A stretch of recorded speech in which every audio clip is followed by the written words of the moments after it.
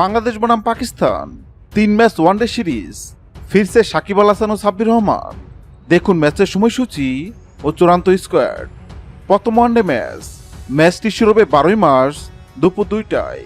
দ্বিতীয় ওয়ানডে ম্যাচটি শুরু হবে 14 মার্চ দুপুর 2টায়। তৃতীয় ওয়ানডে ম্যাচটি শুরু হবে 16 মার্চ দুপুর 2টায়।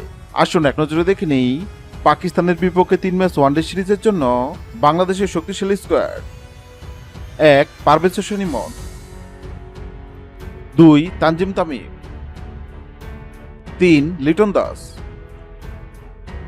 4 নাজমুল হোসেন শান্ত, 5 তৌহিদ হৃদয়, 6 মেহেদী হাসান মিরাজ, 7 সাকিব আল হাসান, 8 সাব্বির রহমান, 9 শামীম হোসেন পাটোয়ারি, 10 তানভীর ইসলাম, 11 মোহাম্মদ সাইফুদ্দিন, 12 মুস্তাফিজুর রহমান, 13 শরীফুল ইসলাম, 14 তাসকিন আহমেদ, 15 তানজিদ হাসান শাকিব।